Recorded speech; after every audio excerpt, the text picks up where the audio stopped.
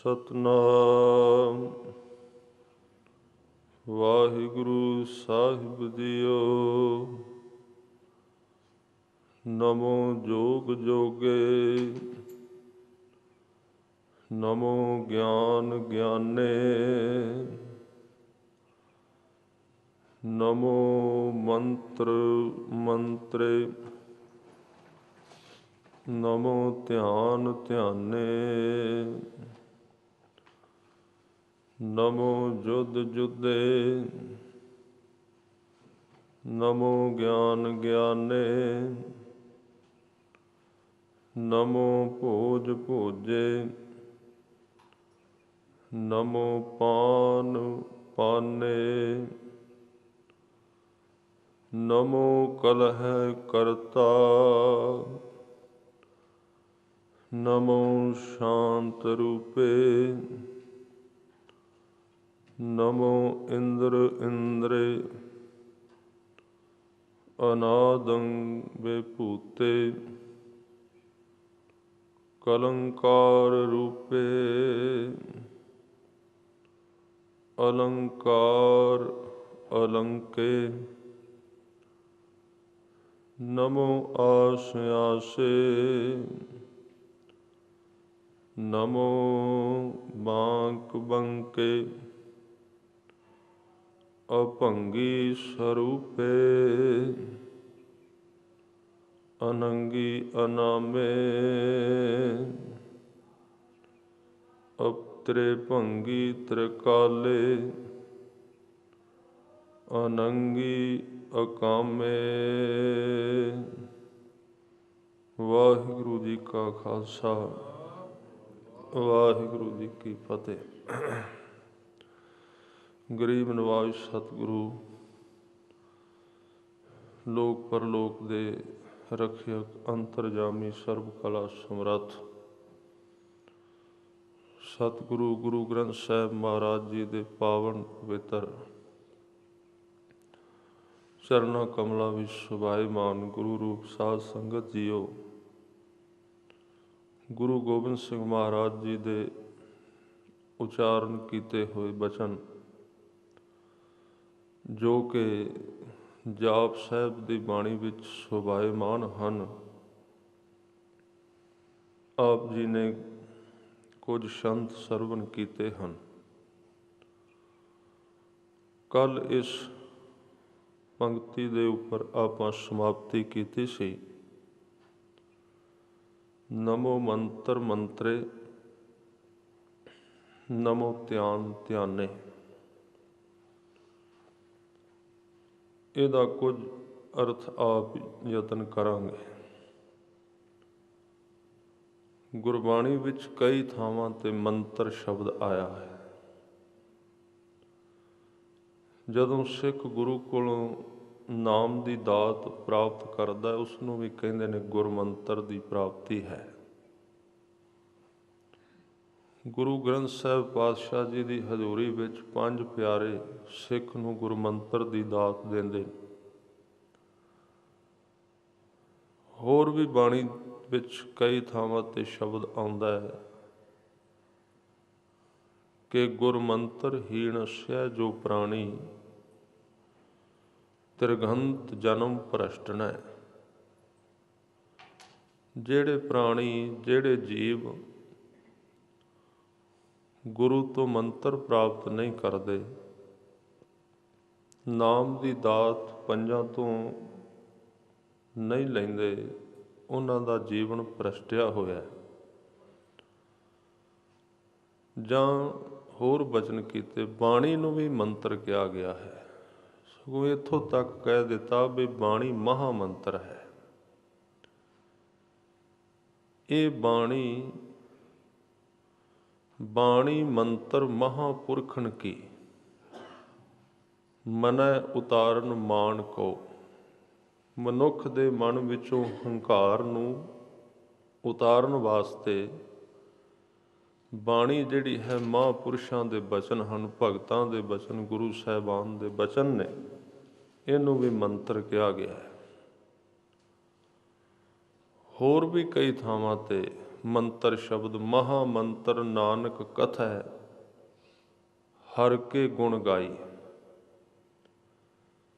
ਇਸ ਸੰਬੰਧ ਵਿੱਚ ਸਿੱਖ ਪੰਥ ਵਿੱਚ ਬਹੁਤ ਵੱਡੇ ਭੁਲੇਖੇ ਨੇ। ਦੋ ਤਰ੍ਹਾਂ ਦੇ ਲੋਕ ਆਪੋ ਆਪਣੀ ਵਿਚਾਰ ਅਨੁਸਾਰ ਗੱਲ ਕਰਦੇ ਨੇ। ਇੱਕ ਐਸਾ ਤਬਕਾ ਹੈ, ਉਹ ਕਹਿੰਦੇ ਨੇ ਨਾਮ ਜਿਹੜਾ ਹੈ, ਗੁਰਬਾਣੀ ਜਿਹੜੀ, ਉਹ ਮੰਤਰ ਨਹੀਂ ਹੈ, ਕਿਉਂਕਿ ਮੰਤਰ ਨੂੰ ਵਾਰ-ਵਾਰ ਦੁਹਰਾਇਆ ਜਾਂਦਾ। ਇੱਕ ਸ਼ਬਦ ਨੂੰ ਵਾਰ-ਵਾਰ ਬੋਲਣਾ ਉਹਨੂੰ ਕਹਿੰਦੇ ਮੰਤਰ। ਉਹ ਕਹਿੰਦੇ ਨੇ ਵੀ ਗੁਰਬਾਣੀ ਜੋ ਹੈ ਇਹਨੂੰ ਵਾਰ-ਵਾਰ ਨਹੀਂ ਪੜ੍ਹਨਾ ਚਾਹੀਦਾ। ਨਾਮ ਨੂੰ ਵਾਰ-ਵਾਰ ਕਹਿੰਦੇ ਜਪਣ ਦੀ ਲੋੜ ਨਹੀਂ। ਮੂਲ ਮੰਤਰ ਨੂੰ, ਗੁਰ ਮੰਤਰ ਨੂੰ ਰਿਪੀਟਿੰਗ ਦੀ ਲੋੜ ਨਹੀਂ ਹੈ, ਦੁਹਰਾਉਣ ਦੀ ਲੋੜ ਨਹੀਂ। ਉਹਨਾਂ ਦਾ ਇਹ ਮਤ ਹੈ, ਮੈਂ ਉਹਨਾਂ ਦੀ ਗੱਲ ਕਹਿ ਰਿਹਾ। ਅੱਜ ਦੀ ਵਿਚਾਰ ਵਿੱਚ ਆਪਾਂ ਇਹਦੇ ਬਾਰੇ ਜਿੰਨਾ ਕੁ ਸਪਸ਼ਟ ਹੋ ਸਕਿਆ ਉਹਨੂੰ ਕਰਾਂਗੇ ਕਿ ਕੀ ਬਾਣੀ ਨੂੰ ਦੁਹਰਾਉਣਾ ਠੀਕ ਹੈ ਜਾਂ ਨਹੀਂ, ਮੰਤਰ ਦੇ ਅਰਥ ਕੀ ਨੇ। ਤਾਂ ਪਹਿਲੀ ਤਰ੍ਹਾਂ ਦੇ ਜਿਹੜੇ ਸਾਡੇ ਸੱਜਣ ਨੇ, ਜਿੰਨੇ ਕੁ ਉਹਨਾਂ ਨੂੰ ਮਤ ਦਿੱਤੀ, ਉਹ ਵੀ ਕੋਈ ਉਸ ਢੰਗ ਨਾਲ ਕਹਿੰਦੇ ਨੇ ਬਈ ਨਾਮ ਨੂੰ ਦੁਹਰਾਉਣ ਦੀ ਲੋੜ ਨਹੀਂ, ਬਾਣੀ ਨੂੰ ਮੰਤਰ ਵਾਂਗੂ ਪੜ੍ਹਨ ਦੀ ਲੋੜ ਨਹੀਂ, ਵਾਰ-ਵਾਰ ਜਪਜੀ ਸਾਹਿਬ ਨੂੰ। ਉਹ ਕਹਿੰਦੇ ਬਾਣੀ ਵਿਚਾਰਨ ਵਾਸਤੇ ਹੈ, ਬਾਣੀ ਨੂੰ ਸਹਿਜ ਨਾਲ ਪੜ੍ਹੋ ਤੇ ਉਹਦੇ ਅਰਥ ਵੇਖੋ ਵੀ ਬਾਣੀ ਕਹਿ ਕੀ ਰਹੀ ਹੈ ਤੇ ਉਹਦੇ ਉੱਤੇ ਚੱਲੋ। ਜੋ ਕੁਝ ਬਾਣੀ ਵਿੱਚ ਕਿਹਾ ਜਾ ਰਿਹਾ ਹੈ, ਉਹਨਾਂ ਦਾ ਇਹ ਮਤ ਹੈ ਵੀ ਉਹਦੇ ਅਰਥ ਸੁਣੋ ਜਾਂ ਪੜ੍ਹੋ ਜਾਂ ਸਿੱਖੋ ਕਿ ਬਾਣੀ ਕੀ ਕਹਿ ਰਹੀ ਤੇ ਉਹਦੇ ਅਨੁਸਾਰ ਤੁਸੀਂ ਜੀਵੋ। ਇਹ ਉਹਨਾਂ ਦਾ ਮਤ ਹੈ। ਜਿਹੜੇ ਦੂਸਰੀ ਪ੍ਰਕਾਰ ਦੇ ਸੱਜਣ ਨੇ,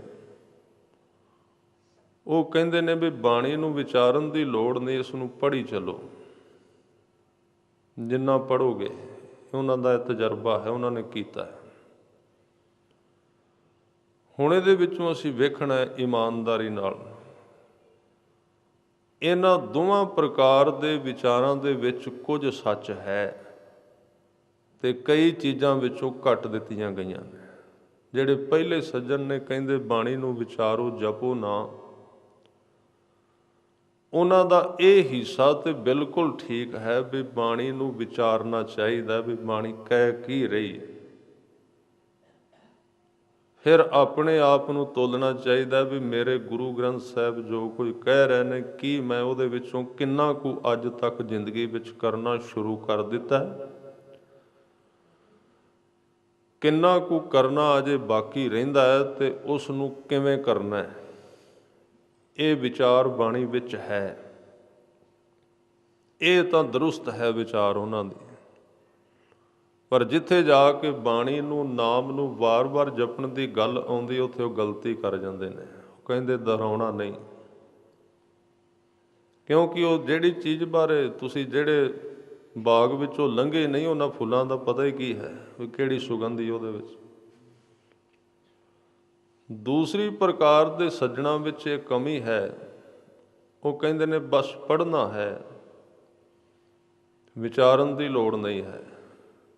ਸਾਡੀ ਕੌਮ ਵਿੱਚ ਇੱਕ ਸੰਸਥਾ, ਇੱਕ ਤਬਕਾ ਇਸ ਤਰ੍ਹਾਂ ਦਾ ਵੀ, ਉਹ ਕਹਿੰਦੇ ਬਾਣੀ ਦੀ ਕਥਾ ਹੀ ਨਹੀਂ ਹੋਣੀ ਚਾਹੀਦੀ, ਬਸ ਵਾਹਿਗੁਰੂ ਵਾਹਿਗੁਰੂ ਜਪੋ ਸਿੱਧਾ, ਵਿਚਾਰਨ ਦੀ ਲੋੜ ਹੀ ਨਹੀਂ ਹੈ। ਹੁਣ ਇਹ ਦੋਵੇਂ ਆਪੋ ਆਪਣੀ ਮਤ ਅਨੁਸਾਰ ਚੱਲ ਰਹੇ ਨੇ। ਇਹਨਾਂ ਵਿੱਚ ਗੁਰਮਤ ਕਿਹੜੀ ਹੈ, ਗੁਰਮਤ ਕੀ ਕਹਿੰਦੀ ਹੈ। ਜਦੋਂ ਗੁਰਮਤ ਵੱਲ ਜਾਂਦੇ ਹਾਂ ਤੇ ਗੁਰੂ ਸਾਹਿਬ ਕਹਿੰਦੇ ਨੇ ਵਾਰ-ਵਾਰ ਜਪ ਵੀ ਤੇ ਵਿਚਾਰ ਵੀ ਕਰ, ਦੋਵੇਂ ਗੱਲਾਂ ਕਹੀਆਂ ਗਈਆਂ ਨੇ। ਬਾਰੰਬਾਰ ਬਾਰ ਪ੍ਰਭ ਜਪੀਐ, ਵਾਰ-ਵਾਰ ਜਪ, ਇਹਨੂੰ ਵਾਰ-ਵਾਰ ਜਪਣਾ ਕਰ। ਕਬੀਰ ਕੇਸੋ ਕੇਸੋ ਕੂਕੀਐ ਨਾ ਸੋਈਐ ਆਸਾਰ, ਬਾਣੀ ਕਹਿ ਰਹੀ ਹੈ ਵਾਰ-ਵਾਰ ਜਪ। ਹੁਣ ਨਾਲ ਬਾਣੀ ਇਹ ਵੀ ਕਹਿ ਰਹੀ ਹੈ ਵੀ ਜਿਹਨੂੰ ਤੂੰ ਜਪ ਰਿਹਾ ਜਿਹੜੀ ਬਾਣੀ ਨੂੰ, ਉਹਦੇ ਵਿੱਚੋਂ ਵੇਖ ਵੀ ਬਾਣੀ ਕਹਿ ਕੀ ਰਹੀ ਹੈ, ਉਪਦੇਸ਼ ਕੀ ਹੈ ਬਾਣੀ ਵਿੱਚ, ਇਹਦੇ ਵਿੱਚ ਕੀ ਕਿਹਾ ਗਿਆ, ਵਿਚਾਰ ਹੈ ਇਹਦੇ ਵਿੱਚ। ਲੋਕ ਜਾਣੈ ਇਹ ਗੀਤ ਹੈ, ਇਹ ਤੋਂ ਬ੍ਰਹਮ ਵਿਚਾਰ। ਬਾਣੀ ਵਿੱਚ ਵਿਚਾਰ ਵੀ ਨੇ। ਹੁਣ ਮੈਂ ਇੱਕ ਉਦਾਹਰਨ ਦਿਆਂਗਾ ਇਹਨੂੰ ਸਮਝਣ ਲਈ। ਅੱਜ ਦਾ ਵਿਸ਼ਾ ਇਹ ਹੈ ਵੀ ਮੰਤਰ ਕਿਹਨੂੰ ਕਹਿੰਦੇ ਨੇ, ਮੰਤਰ ਦੇ ਅਰਥ ਕੀ ਨੇ। ਵੇਖੋ, ਧਿਆਨ ਦਿਓ, ਦੋ ਚੀਜ਼ਾਂ, ਅਸੀਂ ਕਿਸੇ ਰਾਹ ਤੇ ਤੁਰਨਾ ਹੋਵੇ ਤੇ ਸਾਨੂੰ ਦੋ ਚੀਜ਼ਾਂ ਚਾਹੀਦੀਆਂ। ਕਿਸੇ ਸੜਕ ਤੇ ਚੱਲਣਾ ਹੈ ਨਾ, ਦੋ ਚੀਜ਼ਾਂ ਦੀ ਉਹਦੇ ਵਿੱਚ ਲੋੜ ਪੈਂਦੀ। ਇੱਕ ਤਾਂ ਉਸ ਰਾਹ ਦੀ ਜਾਣਕਾਰੀ ਹੋਣੀ ਚਾਹੀਦੀ ਵੀ ਰਾਹ ਕਿੱਧਰ ਜਾਂਦਾ ਹੈ, ਕਿੱਥੇ ਮੋੜ ਆਉਂਦਾ ਹੈ, ਕਿੱਥੇ ਟੋਇਆ ਹੈ, ਕਿੱਥੇ ਖੱਡਾ ਹੈ। ਇੱਕ ਤੇ ਇਹ ਪਤਾ ਹੋਣਾ ਚਾਹੀਦਾ। ਤੇ ਇਸ ਸੜਕ ਤੇ ਤੁਰਨ ਦੇ ਰੂਲ ਕਿਹੜੇ ਨੇ, ਨਿਯਮ ਕਿਹੜੇ ਨੇ, ਇਹ ਵੀ ਪਤਾ ਹੋਣਾ ਚਾਹੀਦਾ ਵੀ ਖੱਬੇ ਚੱਲਣਾ ਕਿ ਸੱਜੇ ਚੱਲਣਾ। ਤੇ ਜਦੋਂ ਅੱਗੇ ਐਰੋ ਆਉਂਦੇ ਨੇ ਲੱਗੇ, ਉਹਨਾਂ ਦੇ ਅਰਥ ਕੀ ਨੇ, ਵੀ ਅੱਗੇ ਕੀ ਆ ਰਿਹਾ, ਕੋਈ ਮੋੜ ਹੈ ਜਾਂ ਲਿੰਕ ਰੋਡ ਹੈ ਜਾਂ ਪੈਟਰੋਲ ਪੰਪ ਆ ਗਿਆ, ਉਹ ਨਿਸ਼ਾਨੀਆਂ ਲੱਗੀਆਂ ਨੇ। ਕਿਹੜੀ ਬੱਤੀ ਤੇ ਰੁਕਣਾ ਹੈ, ਕਿਹੜੀ ਤੇ, ਇਹ ਜਾਣਕਾਰੀ ਉਸ ਰਾਹ ਤੇ ਜਾਣ ਵਾਲੇ ਨੂੰ ਚਾਹੀਦੀ। ਜੇ ਨਹੀਂ ਤੇ ਐਕਸੀਡੈਂਟ ਕਰੇਗਾ। ਪਰ ਇੱਕ ਚੀਜ਼ ਦੀ ਹੋਰ ਵੀ ਲੋੜ ਹੈ। ਮੰਨ ਲਓ ਕਿਸੇ ਬੰਦੇ ਨੂੰ ਰਾਹ ਦੀ ਪੂਰੀ ਜਾਣਕਾਰੀ ਹੈ, ਉਹਦੇ ਸਰੀਰ ਦੇ ਵਿੱਚ ਤਾਕਤ ਹੀ ਕੋਈ ਨਹੀਂ ਤੁਰਨ ਦੀ, ਉਹਦਾ ਸਰੀਰ ਹੀ ਕੰਮ ਨਹੀਂ ਕਰਦਾ, ਉਹਦੀਆਂ ਲੱਤਾਂ ਹੀ ਕੰਮ ਨਹੀਂ ਕਰਦੀਆਂ, ਸਰੀਰ ਬਿਮਾਰ ਪਿਆ ਮੰਜੇ ਤੇ, ਰਾਹ ਦਾ ਪਤਾ ਹੈ, ਰਾਹ ਦਾ ਪਤਾ ਹੈ ਤੇ ਤੁਰਨ ਦੀ ਤਾਕਤ ਨਹੀਂ। ਐਸਾ ਬੰਦਾ ਅਧੂਰਾ ਹੈ। ਰਾਹ ਬਾਰੇ ਜਾਣਦਾ ਹੈ, ਤਾਕਤ ਕੋਲ ਨਹੀਂ ਤੁਰਨ ਦੀ। ਇੱਕ ਦੂਜਾ ਆਦਮੀ ਹੈ ਜਿਹਦੇ ਕੋਲ ਤੁਰਨ ਦੀ ਤਾਕਤ ਹੈ, ਜਿਹਦਾ ਸਰੀਰ ਠੀਕ ਹੈ, ਤੰਦਰੁਸਤ ਹੈ, ਤੁਰ ਸਕਦਾ ਹੈ, ਘਰੋਂ ਨਿਕਲ ਗਿਆ ਤੇ ਰਾਹ ਹੀ ਕੋਈ ਨਹੀਂ ਆਉਂਦਾ, ਜਾਣਾ ਕਿੱਧਰ ਹੈ। ਕਦੀ ਇੱਧਰ ਨੂੰ ਤੁਰਿਆ ਫਿਰਦਾ, ਕਦੀ ਇੱਧਰ ਨੂੰ, ਚਾਰ ਕਦਮ ਇਸ ਸੜਕ ਤੇ ਤੁਰ ਪੈਂਦਾ, ਚਾਰ ਉੱਧਰ ਚਲਾ ਜਾਂਦਾ, ਉਹ ਵੀ ਅਧੂਰਾ ਹੈ। ਹੁਣ ਇੱਥੇ ਧਿਆਨ ਦੇਣਾ, ਸ਼ਬਦ ਨੂੰ ਵਾਰ-ਵਾਰ ਜਪਣਾ ਤਾਂ ਹੈ ਕਿ ਤੁਰਨ ਦੀ ਤਾਕਤ ਆਵੇ ਅੰਦਰ ਧਰਮ ਦੇ ਮਾਰਗ ਤੇ। ਜਪਣ ਤੋਂ ਬਿਨਾਂ ਤਾਕਤ ਨਹੀਂ ਆਏਗੀ। ਵਾਰ-ਵਾਰ ਤਾਂ ਜਪਣਾ ਹੈ। ਸਿੱਖ ਨੇ ਹਰ ਰੋਜ਼ ਤਾਂ ਕੁਝ ਘੰਟਾ ਜਾਂ ਜਿੰਨਾ ਵੀ ਬਾਣੀ ਨੂੰ ਜਪਣਾ ਵਾਰ-ਵਾਰ, ਉਹ ਕਾਹਦੇ ਵਾਸਤੇ, ਕਿ ਇਹਦੇ ਅੰਦਰ ਧਰਮ ਦੇ ਮਾਰਗ ਤੇ ਤੁਰਨ ਵਾਸਤੇ ਐਨਰਜੀ ਪੈਦਾ ਹੋਵੇ, ਸ਼ਕਤੀ ਆਵੇ। ਜਿਵੇਂ ਮੈਂ ਕੱਲ੍ਹ, ਜਿਨ੍ਹਾਂ ਨੇ ਵਿਸ਼ਾ ਸਾਰਾ ਸੁਣਿਆ, ਕੱਲ੍ਹ ਵੀ ਇਹ ਵਿਸ਼ਾ ਸੀ ਕਿ ਸ਼ਬਦ ਸੁਰਤ ਦਾ ਅਭਿਆਸ ਇਸ ਤਰ੍ਹਾਂ ਦਾ ਹੈ, ਜਿਵੇਂ ਪੁਰਾਣੇ ਸਮੇਂ ਵਿੱਚ ਅੱਗ ਪੈਦਾ ਕਰਨ ਲਈ ਦੋ ਲੱਕੜਾਂ ਨੂੰ ਆਪਸ ਵਿੱਚ ਰਗੜਦੇ ਸਨ। ਉਦੋਂ ਲਾਈਟਰ ਨਹੀਂ ਸਨ। ਜਦੋਂ ਉਹਨਾਂ ਲੱਕੜਾਂ ਦੀ ਰਗੜ ਤੇਜ਼ ਹੋ ਜਾਂਦੀ ਸੀ ਤੇ ਉਸ ਰਗੜ ਦੇ ਨਾਲ ਉਸ ਲੱਕੜ ਵਿੱਚੋਂ ਚੰਗਿਆੜੇ ਨਿਕਲਦੇ ਸਨ, ਅੱਜ ਵੀ ਨਿਕਲਦੇ ਨੇ। ਉਹਨਾਂ ਚੰਗਿਆੜਿਆਂ ਤੋਂ ਫਿਰ ਅੱਗ ਬਲ ਪੈਂਦੀ ਸੀ। ਇਸ ਤਰ੍ਹਾਂ ਜਦੋਂ ਸਿੱਖ ਵਾਰ-ਵਾਰ ਸ਼ਬਦ ਨੂੰ ਸੁਰਤ ਦੇ ਨਾਲ ਮੇਲ ਕੇ ਜਪਦਾ ਹੈ ਨਾ, ਤੇ ਸੁਰਤ ਤੇ ਸ਼ਬਦ ਦੀ ਰਗੜ ਪੈਂਦੀ ਆਪਸ ਵਿੱਚ ਬੜੀ ਤੇਜ਼। ਜਦੋਂ ਸ਼ਬਦ ਦੀ ਰਗੜ ਪੈਂਦੀ ਹੈ ਸੁਰਤ ਦੇ ਨਾਲ, ਤੇ ਉਹਦੇ ਵਿੱਚੋਂ ਇੱਕ ਅਗਨੀ ਪੈਦਾ ਹੁੰਦੀ ਹੈ, ਜਿਹਨੂੰ ਬ੍ਰਹਮ ਅਗਨੀ ਕਹਿੰਦੇ ਨੇ, ਜਿਸ ਨੂੰ ਅੰਗਰੇਜ਼ੀ ਵਿੱਚ ਤੁਸੀਂ ਸੁਣੋਗੇ ਤੇ ਐਨਰਜੀ ਕਹਿਣਗੇ। ਜਿਹਨੂੰ ਆਪਾਂ ਸਿੱਧੇ ਤੌਰ ਤੇ ਕਹਾਂਗੇ ਤੇ ਇੱਕ ਤਰ੍ਹਾਂ ਦੀ ਸ਼ਕਤੀ ਬਣੇਗੀ ਧਰਮ ਦੇ ਮਾਰਗ ਤੇ ਤੁਰਨ ਵਾਸਤੇ। ਦਿਮਾਗ ਨੂੰ ਤਾਕਤ ਮਿਲੇਗੀ ਜਪਣ ਨਾਲ, ਸਪੋਰਟ ਮਿਲੇਗੀ। ਇਸ ਤਰ੍ਹਾਂ ਜਿਹੜਾ ਵਾਰ-ਵਾਰ ਜਪਣਾ, ਵਾਰ-ਵਾਰ ਸ਼ਬਦ ਨੂੰ ਦੁਹਰਾਉਣਾ, ਇਹ ਜ਼ਰੂਰੀ ਹੈ, ਇਹਦੀ ਲੋੜ ਹੈ।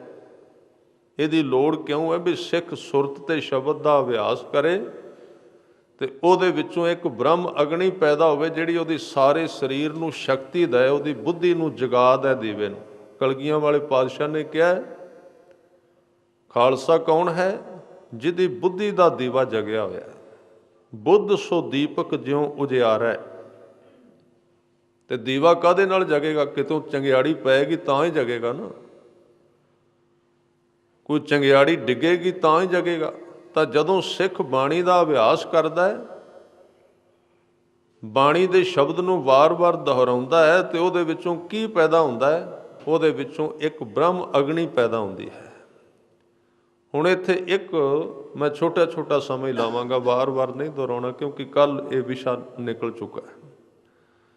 ਦੁਹਰਾਉਣਾ ਸਿੱਖ ਵਾਸਤੇ ਜ਼ਰੂਰੀ ਹੈ, ਵਾਰ-ਵਾਰ ਜਪਣਾ ਜ਼ਰੂਰੀ ਹੈ, ਤਾਂ ਕਿ ਉਹਦੇ ਅੰਦਰਲੀ ਸੁੱਤੀ ਹੋਈ ਬ੍ਰਹਮ ਅਗਨੀ, ਸਰੀਰ ਦੀ ਸ਼ਕਤੀ, ਐਨਰਜੀ, ਨਾਮ ਦੇ ਜਿਹੜੇ ਤੱਤ ਪਏ ਹੋਏ ਨੇ ਸਰੀਰ ਵਿੱਚ, ਉਹਨਾਂ ਨੂੰ ਜਪ ਕੇ ਜਗਾਇਆ ਜਾਏ।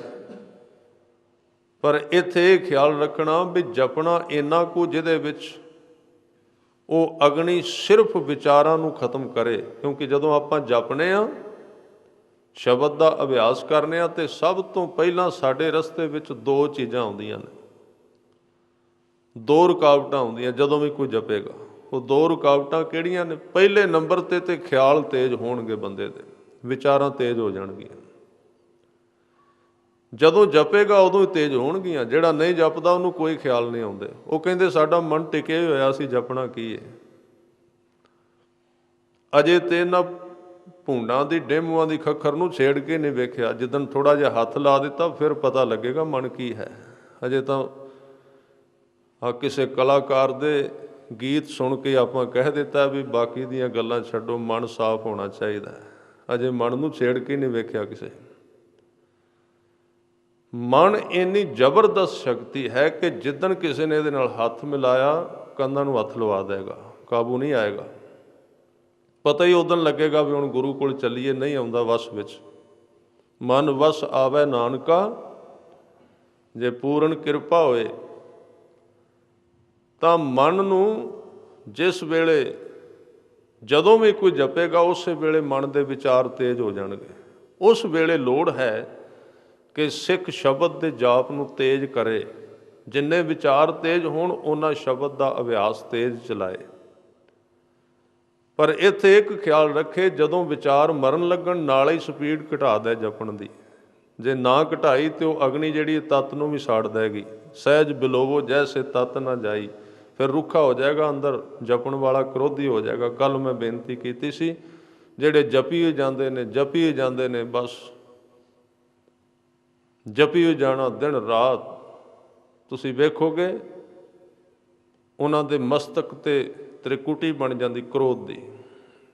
ਕਿਉਂਕਿ ਉਹਨਾਂ ਨੇ, ਜਿਵੇਂ ਕਹਿੰਦੇ ਨੇ ਬਈ ਕਰਨਾ ਸੀ ਤਵਾ ਗਰਮ, ਨਾਲ ਰੋਟੀ ਵੀ ਸਾੜ ਦਿੱਤੀ। ਇੰਨਾ ਤੇਜ਼ ਜਪਿਆ। ਜਿੱਥੇ ਰੋਕਣਾ ਸੀ ਉੱਥੇ ਰੁਕੇ ਨਹੀਂ। ਬੈਲੈਂਸ ਹੈ ਨਾ ਜ਼ਿੰਦਗੀ ਦਾ।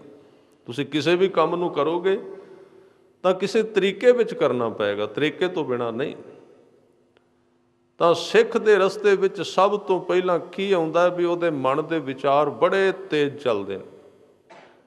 ਤਾਂ ਜਿੰਨੇ ਮਨ ਦੇ ਵਿਚਾਰ ਤੇਜ਼ ਚੱਲਣ, ਓਨਾ ਹੀ ਸਿੱਖ ਨਾਮ ਤੇਜ਼ ਜਪੇ।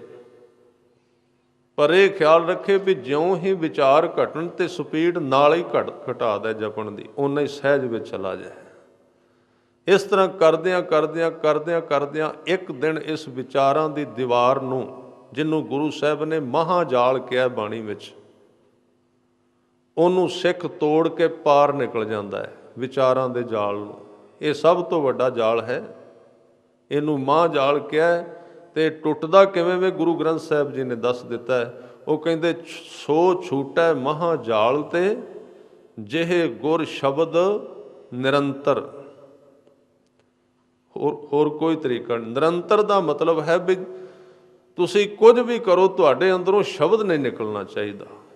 ਨਿਰੰਤਰ ਜਿੰਨਾ ਚਿਰ ਤੁਸੀਂ ਜਾਗਦੇ। ਰੋਟੀ ਖਾਓ, ਕਿ ਤੁਸੀਂ ਬਾਥਰੂਮ ਵਿੱਚ ਹੋ, ਕਿ ਗੱਡੀ ਚਲਾ ਰਹੇ ਹੋ, ਜਪਣਾ ਤੇ ਵੱਖਰਾ। ਬਹਿ ਕੇ ਜਿਹੜਾ ਜਪਣਾ ਗੁਰੂ ਸਾਹਿਬ ਨੇ ਨਿਤਨੇਮ ਦਿੱਤਾ ਸਿੱਖ ਨੂੰ ਸਵੇਰ ਦਾ, ਉਹ ਤੇ ਵੱਖਰਾ ਹੈ ਨਾ। ਪਰ ਜਦੋਂ ਤੁਸੀਂ ਜਾ ਰਹੇ ਹੋ, ਤੁਸੀਂ ਇੱਕ ਖਿਆਲ ਰੱਖੋ ਵੀ ਉਹ ਸ਼ਬਦ ਤੁਹਾਡੇ ਅੰਦਰ ਹੈ ਕਿ ਨਹੀਂ। ਜਿਹਨੂੰ ਗੁਰੂ ਸਾਹਿਬ ਨੇ ਕਿਹਾ ਸਿਮਰੋ ਸਿਮਰ ਸਿਮਰ ਸੁਖ ਪਾਵੋ, ਸਾਸ ਸਾਸ ਸੰਭਾਲੇ। ਉਹਨੂੰ ਕਹਿੰਦੇ ਨੇ ਸੰਭਾਲਣਾ। ਸੰਭਾਲਣ ਦਾ ਮਤਲਬ ਜਪਣਾ ਨਹੀਂ ਹੁੰਦਾ।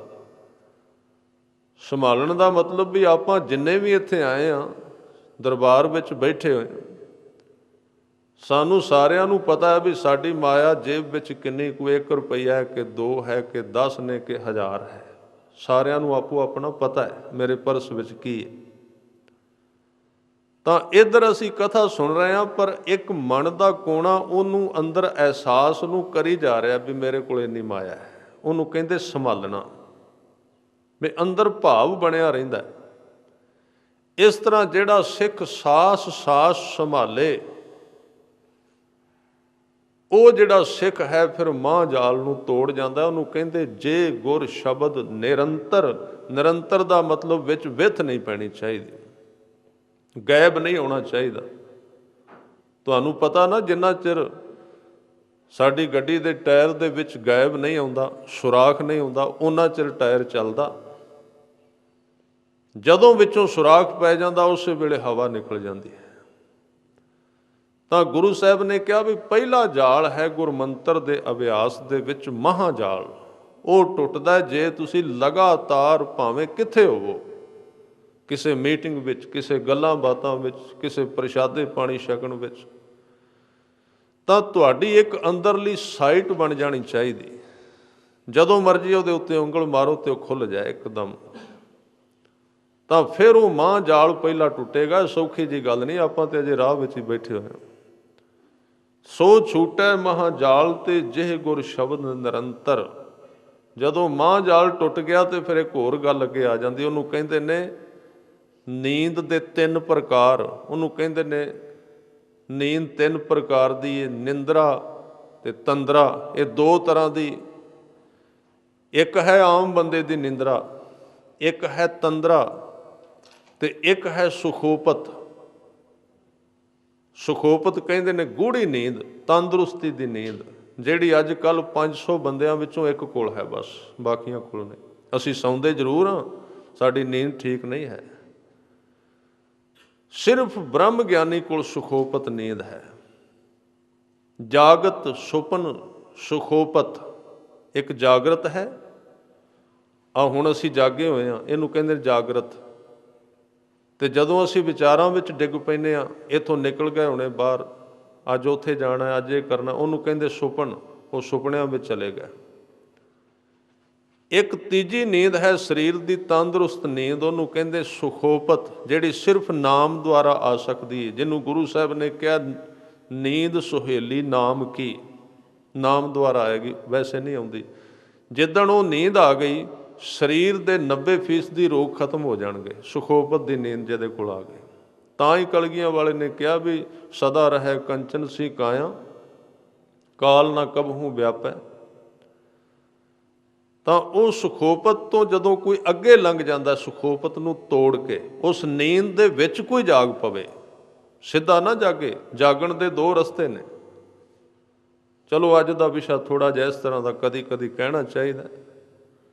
ਬਾਹਰੀ ਤੌਰ 'ਤੇ ਆਪਾਂ ਰੋਜ਼ ਕਥਾ ਕਰਨੀ ਹੈ। ਸੁਖੋਪਤ ਜਿਹੜੀ ਨੀਂਦ ਵਿਦਵਾਨਾਂ ਨੇ ਗਿਣੀ ਹੈ, ਉਹਦੇ ਵਿੱਚੋਂ ਜਾਗਣ ਦੇ 2 ਸਾਧਨ ਨੇ। ਇੱਕ ਤੇ ਵਾਪਸ ਆ ਜਾਣਾ ਜਾਗਰਤ ਵਿੱਚ, ਸਰੀਰ ਦਾ ਜਾਗ ਪੈਣਾ, ਤੇ ਇੱਕ ਉਹਦੇ ਜਾਗਣ ਦਾ ਰਸਤਾ ਜਾਂਦਾ ਤੁਰਿਆ। ਸਰੀਰ ਨਾ ਜਾਗੇ ਤੇ ਸੁੱਤਿਆਂ ਹੋਇਆ ਮਨ ਜਾਗ ਪੈ ਵਿੱਚੋਂ। ਉਹਨੂੰ ਕਹਿੰਦੇ ਨੇ ਕੋਈ ਨੀਂਦ ਤੋਂ ਜਾਗਣਾ ਸ਼ੁਰੂ ਕਰੇ, ਉਹਨੂੰ ਕਹਿੰਦੇ ਇਹਦੇ ਸੁਪਨੇ ਟੁੱਟ ਗਏ, ਉਹਨੂੰ ਕਹਿੰਦੇ ਇਹਨੂੰ ਜਾਗ ਆ ਗਈ। ਉਹਨੂੰ ਗੁਰੂ ਤੇਗ ਬਹਾਦਰ ਸਾਹਿਬ ਨੇ ਕਿਹਾ ਜਾਗ ਰੇ ਮਨਾ ਜਾਗ ਲਿਹੋ, ਜਾਗ ਲਿਹੋ ਰੇ ਮਨਾ ਜਾਗ ਲਿਹੋ। ਉਹਨੂੰ ਕਿਹਾ ਨੀਂਦ ਦੇ ਵਿੱਚੋਂ ਮਨ ਦਾ ਜਾਗਣਾ ਤੇ ਸਰੀਰ ਸੁੱਤਾ ਰਹੇ। ਉਹਨੂੰ ਕਹਿੰਦੇ ਨੇ ਤੁਰਿਆ। ਤੇ ਵਿਦਵਾਨਾਂ ਨੇ ਇਹਨੂੰ ਗਿਣਿਆ ਜਾਗਤ ਸੁਪਨ ਸੁਖੋਪਤ ਤੁਰਿਆ, ਆਤਮ ਭੂਪਤ ਕੀ ਇਹ ਪੁਰੀਆ। ਇਹ ਆਤਮਾ ਰੂਪੀ ਰਾਜੇ ਦੀਆਂ 4 ਪੁਰੀਆਂ ਨੇ, 4 ਰਹਿਣ ਦੇ ਥਾਂ ਨੇ। ਤਾਂ ਜਦੋਂ ਪਹਿਲਾ ਜਾਲ ਟੁੱਟ ਜਾਂਦਾ ਨਾ, ਉੱਥੇ ਫਿਰ ਕੀ ਹੁੰਦਾ ਹੈ? ਜਦੋਂ ਗੁਰਸਿੱਖ ਨਾਮ ਜਪਦਾ, ਬਾਣੀ ਪੜ੍ਹਦਾ, ਨਿਤਨੇਮ ਕਰਦਾ, ਤੇ ਉਹਨੂੰ ਕੀ ਵਾਪਰਦਾ? ਸਭ ਤੋਂ ਪਹਿਲਾਂ ਉਹਨੂੰ ਨਿੰਦਰਾ ਆਵੇਗੀ।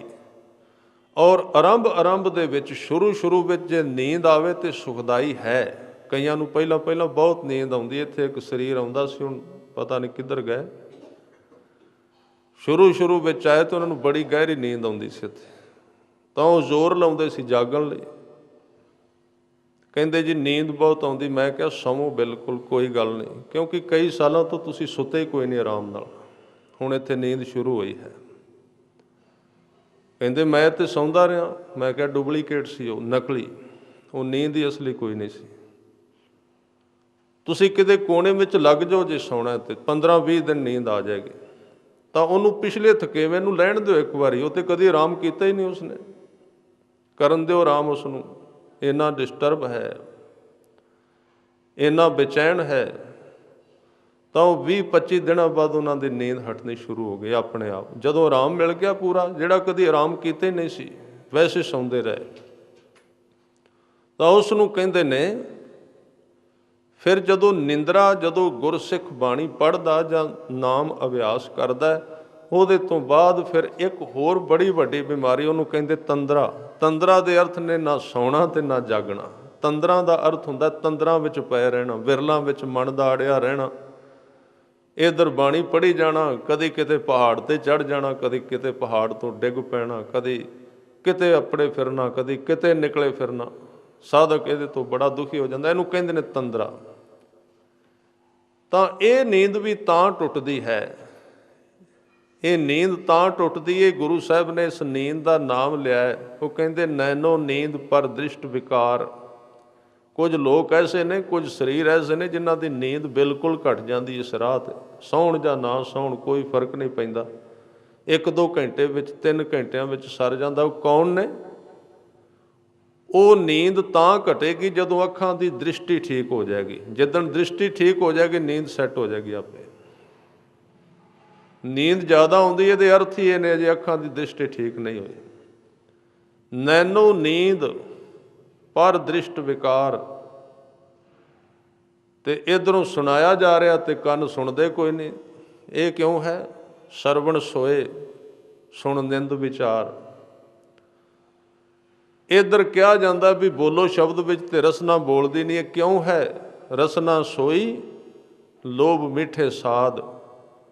ਮਨ ਨਹੀਂ ਟਿਕਦਾ, ਕਿਉਂ? ਮਨ ਸੋਇਆ ਮਾਇਆ ਬਿਸਮਾਦ। ਇਹ ਸਾਰੀਆਂ ਚੀਜ਼ਾਂ ਇੱਥੇ ਕੰਮ ਤਾਂ ਨਹੀਂ ਕਰਦੀਆਂ ਵੀ ਉੱਥੇ ਇਹ ਕੰਮ ਕਰਦੀਆਂ ਰਹਿੰਦੀਆਂ ਨੇ।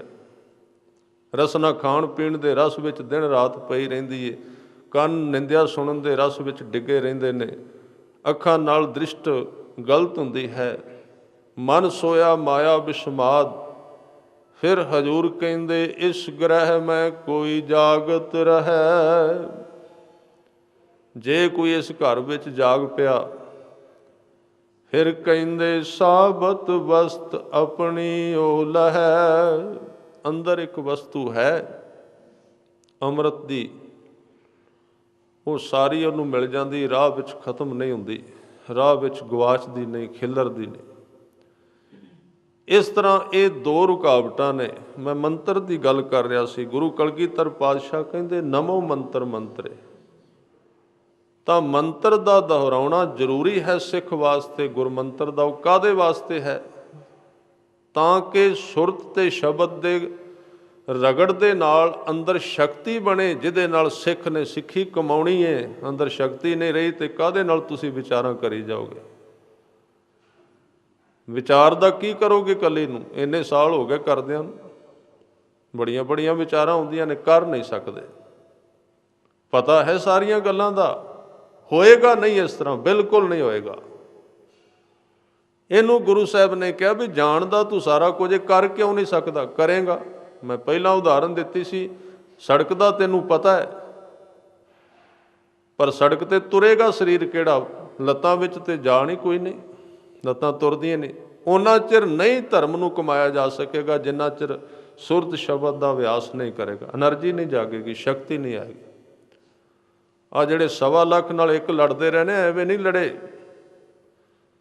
ਬਾਬਾ ਦੀਪ ਸਿੰਘ ਨੇ ਜੇ ਖੰਡਾ ਚੁੱਕ ਕੇ ਵਾਹਿਆ 18 ਸ਼ੇਰ ਦਾ, ਤੇ ਕੱਲਾ ਘਿਓ ਖਾ ਕੇ ਨਹੀਂ ਵਾਹਿਆ, ਉਹਨਾਂ ਨੇ ਬੱਕਰੇ ਨਹੀਂ ਖਾਧੇ। ਖਿਆਲ ਰੱਖਣਾ, ਇਸ ਚਿੰਤਾ ਵਿੱਚ ਨਾ ਪੈਣਾ ਕਿਤੇ ਵੀ ਖੁਰਾਕ ਬੜੀ ਤਕੜੀ ਸੀ। ਸਰੀਰ ਵੈਸੇ ਤੰਦਰੁਸਤੀ ਸੀ, ਕੋਈ ਸ਼ੱਕ ਨਹੀਂ, ਖੁਰਾਕ ਖਾਂਦੇ ਸਨ, ਪਰ ਚੰਗੀ ਖਾਂਦੇ ਸਨ, ਵਧੀਆ। ਪਰ ਇਹ ਨਾ ਵੇਖਣਾ ਵੀ ਜ਼ਰੂਰ ਆਂਡੇ ਤੇ ਮਾਸ ਖਾਏਗਾ ਤੇ ਫਿਰ ਬੰਦੇ ਨੇ ਸ਼ਕਤੀਸ਼ਾਲੀ ਹੋਣਾ। ਬੜਾ ਵੱਡਾ ਵਹਿਮ ਹੈ ਸਾਡੀ ਕੌਮ ਦੇ ਵਿੱਚ। ਅਸੀਂ ਕਰਾਂਗੇ ਕੀ ਜੀ ਜੇ ਸਾਡੇ ਮਾਸ ਨਾ ਖਾਧਾ ਗਿਆ? ਉਹ ਕਿਹੜੀ ਸ਼ਕਤੀ ਸੀ? ਉਹ ਸ਼ਕਤੀ ਅਭਿਆਸ ਦੀ ਸੀ। ਉਹਨਾਂ ਨੇ ਜਪਿਆ ਤੇ ਜਪ ਕੇ ਅੰਦਰੋਂ ਹੀ ਸ਼ਕਤੀ ਪੈਦਾ ਕਰ ਦਿੱਤੀ 1.25 ਲੱਖ ਨਾਲ ਇੱਕ ਲੜਨ ਦੀ। ਇਸ ਕਰਕੇ ਗੁਰਮੰਤਰ ਨੂੰ ਦੁਹਰਾਉਣਾ ਮਨਮਤ ਨਹੀਂ ਹੈ, ਗੁਰਮਤ ਦਾ ਇੱਕ ਜ਼ਰੂਰੀ ਹਿੱਸਾ ਹੈ ਜਪਣਾ। ਤੇ ਮੈਂ ਕਈ ਵਾਰ ਇਹ ਬੇਨਤੀ ਕਰਨਾ, ਪਿਓ ਤੇ ਪੁੱਤਰ ਦੀ ਸਾਂਝ ਹੁੰਦੀ ਹੈ, ਦੋਵੇਂ ਇੱਕੋ ਜਿਹੇ ਹੁੰਦੇ ਨੇ। ਸਿੱਖ ਦਾ ਪਿਤਾ ਹੈ ਗੁਰੂ ਗ੍ਰੰਥ ਸਾਹਿਬ,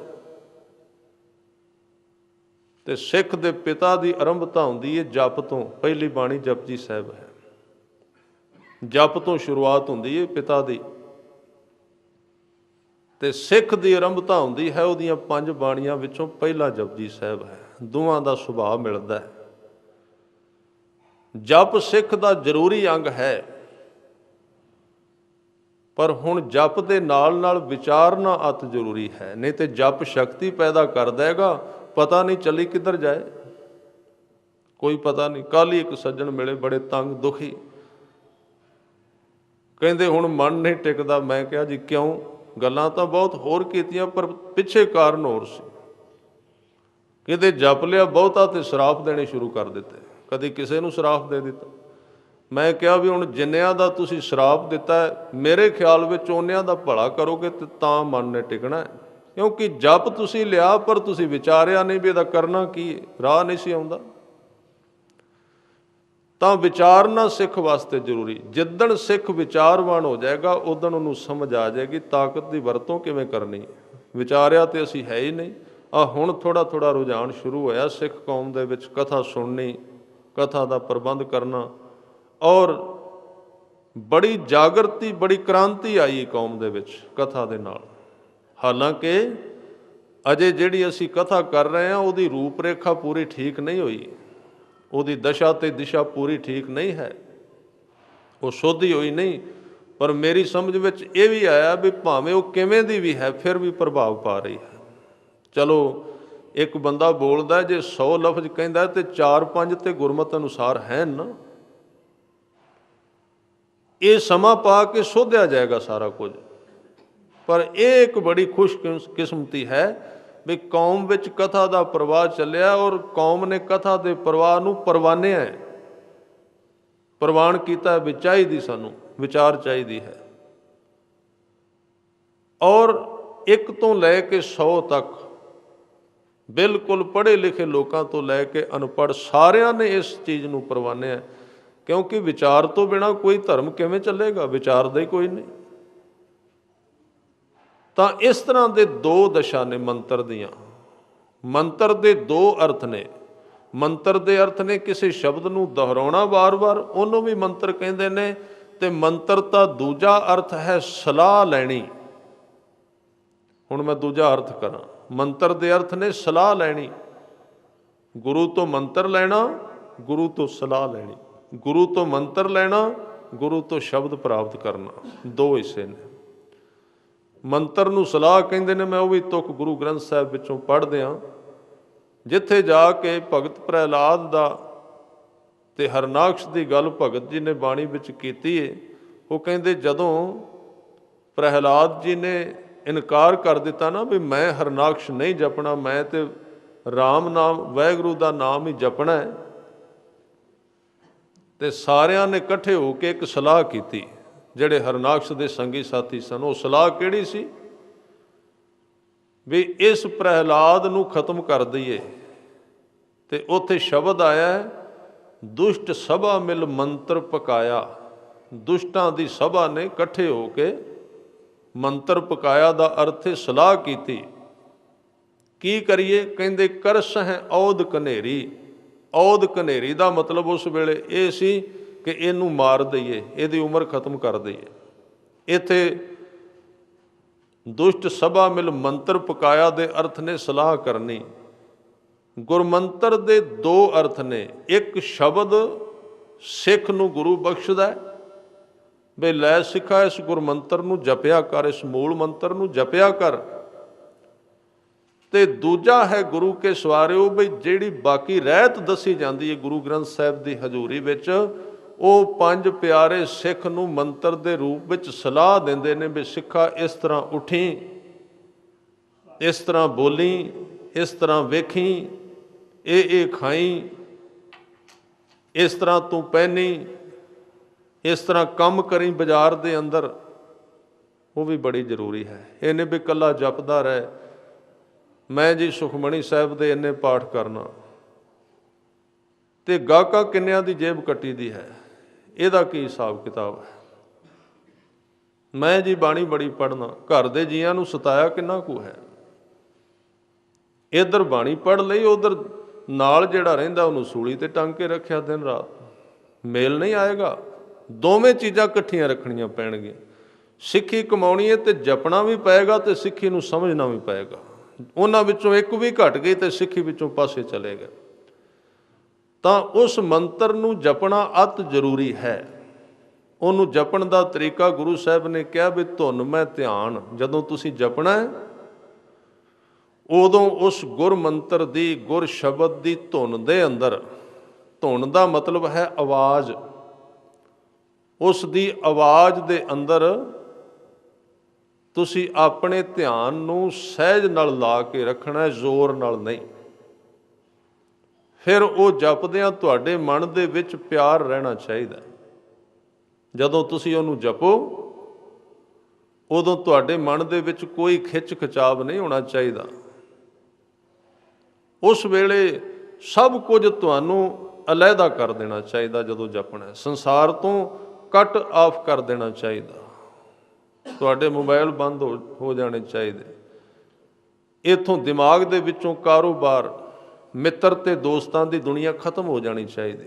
ਨਹੀਂ ਤਾਂ ਸਿਮਰਨ ਕਈ ਪਾਸੇ ਵੱਲ ਮਾਰ ਕਰ ਸਕਦਾ। ਖਿਆਲ ਰੱਖਣਾ, ਜੇ ਸਿਮਰਨ ਕਰਦਿਆਂ ਨਾਲ ਨਾਲ ਲੋਭ ਬਾਰੇ ਸੋਚਦੇ ਹੋ, ਲੋਭ ਵੱਧ ਸਕਦਾ ਹੈ। ਧਿਆਨ ਵਿੱਚ ਰੱਖਣਾ, ਕਿਉਂਕਿ ਉਹ ਸ਼ਕਤੀ ਹੈ, ਉਹਨੇ ਤਾਕਤ ਦੇਣੀ ਹੈ। ਜੇ ਸਿਮਰਨ ਕਰਦਿਆਂ ਕਿਸੇ ਬਾਰੇ ਤੁਸੀਂ ਕ੍ਰੋਧ ਵਿੱਚ ਹੋ, ਕਿਸੇ ਬਾਰੇ ਕ੍ਰੋਧ ਵਿੱਚ ਜਾ ਰਹੇ ਹੋ, ਕ੍ਰੋਧ ਵੱਧ ਸਕਦਾ ਹੈ। ਇਹਦਾ ਵੀ ਧਿਆਨ ਰੱਖਣਾ, ਕਿਉਂਕਿ ਉਹਨੇ ਨਾਲੋਂ ਨਾਲ ਉਸ ਚੀਜ਼ ਨੂੰ ਜਗਾਉਣਾ ਹੈ। ਤੇ ਜੇ ਸਿਮਰਨ ਕਰਦਿਆਂ ਕਰਦਿਆਂ ਤੁਸੀਂ ਪ੍ਰੇਮ ਵਿੱਚ ਰਹੋਗੇ ਤੇ ਸਿਮਰਨ ਨੇ ਪ੍ਰੇਮ ਨੂੰ ਵਧਾ ਦੇਣਾ ਹੈ। ਉਹ ਤੇ ਸ਼ਕਤੀ ਹੈ, ਤੁਸੀਂ ਜਿਹਨੂੰ ਪਾਓਗੇ। ਖਾਦ ਦਾ ਕੀ ਹੈ? ਖਾਦ ਤੁਹਾਡੇ ਕੋਲ ਹੈ। ਜਿਹੜੇ ਬੂਟੇ ਦੇ ਨੇੜਿਓਂ ਲੰਘਦੇ ਤੁਸੀਂ ਸਿੱਟ ਦਿੱਤੀ, ਭਾਵੇਂ ਉਹ ਅੰਬ ਦਾ ਹੈ, ਭਾਵੇਂ ਉਹ ਕਿੱਕਰ ਹੈ, ਭਾਵੇਂ ਉਹ ਗੁਲਾਬ ਦਾ ਫੁੱਲ ਹੈ, ਉਹ ਤੇ ਜਿਹਦੀ ਜੜ ਵਿੱਚ ਪੈ ਗਈ ਉਹਨੂੰ ਸ਼ਕਤੀ ਦੇ ਦੇਣੀ ਉਹਨੇ। ਇਸ ਲਈ ਅੱਗੇ ਪਿੱਛੇ ਤਾਂ ਮਨੁੱਖ ਕੰਟਰੋਲ ਨਹੀਂ ਕਰ ਸਕਦਾ। ਜਦੋਂ ਉਹਨੇ ਸਿਮਰਨ ਕਰਨਾ ਹੈ ਉਦੋਂ ਬਿਲਕੁਲ ਨਿਊਟਰਲ ਹੋਣਾ ਚਾਹੀਦਾ। ਕਿਸੇ ਗੇਅਰ ਵਿੱਚ ਨਹੀਂ ਜਾਣਾ ਚਾਹੀਦਾ। ਉਸ ਕਿਸੇ ਨਾਲ ਸੰਬੰਧਿਤ ਹੋ ਕੇ ਨਹੀਂ ਜਪਣਾ ਚਾਹੀਦਾ। ਸਿਰਫ ਸ਼ਬਦ ਨਾਲ ਸੰਬੰਧਿਤ ਹੋ ਕੇ ਜਪਣਾ ਚਾਹੀਦਾ। ਔਰ ਇਸੇ ਕਰਕੇ ਬਾਣੀ ਵਿੱਚ ਜਪਣ ਵਾਲੇ ਨੂੰ ਹਦਾਇਤ ਕਰ ਦਿੱਤੀ। ਕਿਸੇ ਸਿੱਖ ਨੇ ਕਿਹਾ ਨਾਮ ਜਪੀਏ, ਹਜ਼ੂਰ ਨੇ ਕਿਹਾ ਨਹੀਂ, ਧਿਆਨ ਰੱਖੀ, ਨਾਮ ਨਹੀਂ ਜਪਣਾ ਇਕੱਲਾ, ਕੇਵਲ ਨਾਮ ਜਪਣਾ। ਕੇਵਲ ਨਾਨਕ ਕਹਿ ਘਰ ਕੇਵਲ ਨਾਮ। ਕੇਵਲ ਦੇ ਅਰਥ ਤੁਸੀਂ ਸਮਝ ਲੈਣਾ। ਕੇਵਲ ਦੇ ਅਰਥ ਆ ਬਿਜਲੀ ਵਾਲੀ ਕੇਬਲ ਨਹੀਂ ਹੈ। ਕੇਵਲ ਦੇ ਅਰਥ ਨੇ ਸਿਰਫ ਇੱਕੋ ਹੀ, ਹੋਰ ਕੁਝ ਨਹੀਂ। ਜਦੋਂ ਤੁਸੀਂ ਕਰੋ ਤੇ ਉਹ ਹੀ ਰਹਿਣਾ ਚਾਹੀਦਾ। ਹਾਂ, ਵਿੱਚ ਵਿੱਚ ਤੁਹਾਡੇ ਦੁਸ਼ਮਣ ਤੁਹਾਡੇ ਸਾਹਮਣੇ ਆਉਣਗੇ। ਜਦੋਂ ਤੁਸੀਂ ਜਪੋਗੇ ਤਾਂ ਉਹ ਤੁਹਾਡੇ ਪਰਿਕਰਮਾ ਕਰਨਗੇ। ਔਰ ਜਦੋਂ ਤੁਸੀਂ ਜਪੋਗੇ ਉਹ ਤੁਹਾਡੇ ਨਾਲ ਬੋਲਣਗੇ ਵੀ, ਝਗੜਨਗੇ ਵੀ। ਬਸ ਉਹਦਾ ਇੱਕੋ ਹੀ ਤਰੀਕਾ, ਧਿਆਨ ਵਿੱਚ ਉਹਨਾਂ ਨੂੰ ਨਮਸਕਾਰ ਕਰੋ, ਧਿਆਨ ਵਿੱਚ ਉਹਨਾਂ ਨਾਲ ਮਿੱਤਰਤਾ ਪਾਓ। ਫਿਰ ਉਹ ਸਹਿਜੇ ਸਹਿਜੇ ਬਾਹਰੋਂ ਥੋੜ੍ਹੀ ਆਉਂਦੇ ਨੇ, ਕੋਈ ਭੂਤ ਪ੍ਰੇਤ ਨਹੀਂ ਹੁੰਦੇ। ਉਹ ਮਨ ਦੀ ਪੈਦਾਇਸ਼ ਬਾਹਰ ਨਿਕਲਦੇ ਨੇ। ਤਾਂ ਇਸ ਤਰ੍ਹਾਂ ਜਿਹੜਾ ਪਿਆਰ ਨਾਲ ਜਪੇਗਾ, ਧੁਨ ਵਿੱਚ ਧਿਆਨ ਲਾ ਕੇ, ਜਿਹਨੂੰ ਗੁਰੂ ਸਾਹਿਬ ਨੇ ਕਿਹਾ ਧੁਨ ਮੈਂ ਧਿਆਨ, ਧਿਆਨ ਮੈਂ ਜਾਣਿਆ ਗੁਰਮੁਖ ਅਕਥ ਕਹਾਣੀ। ਉਹਦੇ ਵਿੱਚ ਹੀ ਜੋ ਕੁਝ ਅਸੀਂ ਜਾਣਨਾ ਚਾਹੁੰਦੇ ਹਾਂ ਵੀ ਧਰਮ ਕੀ ਹੈ, ਉਹਦੇ ਵਿੱਚ ਉਹ ਜਾਣਿਆ ਜਾ ਸਕਦਾ ਹੈ। ਇਸ ਕਰਕੇ ਇਸ ਗੁਰਮੰਤਰ ਨੂੰ ਜਪਣਾ ਅਤ ਜ਼ਰੂਰੀ ਹੈ। ਆਓ 2-4 ਮਿੰਟ ਵਾਸਤੇ ਇਹਨੂੰ ਕਰਕੇ ਵੇਖੀਏ, ਤਾਂ ਕਿ ਫਿਰ ਆਪਾਂ ਕਰ ਸਕੀਏ। ਸਾਰੇ ਬਿਲਕੁਲ ਆਪਣੇ ਸਰੀਰ ਨੂੰ ਇਕਾਗਰ ਕਰਕੇ, ਚੌਂਕੜਾ ਮਾਰ ਕੇ, ਸਿੱਧੇ ਬੈਠ ਕੇ, ਇੱਧਰ ਉੱਧਰ ਨਾ ਵੇਖ ਕੇ, ਨੇਤਰ ਬੰਦ ਕਰਕੇ, ਔਰ ਸਰੀਰ ਨੂੰ ਸਹਿਜ ਵਿੱਚ ਰੱਖ ਕੇ, ਇਸ ਨੂੰ ਬਿਲਕੁਲ ਵੀ ਕਿਸੇ ਖਿੱਚਣਾ ਨਹੀਂ ਸਰੀਰ ਨੂੰ, ਵੀ ਰੀੜ੍ਹ ਦੀ ਹੱਡੀ ਬਿਲਕੁਲ ਸਿੱਧੀ ਕਰੋ, ਜਾਂ ਗਰਦਨ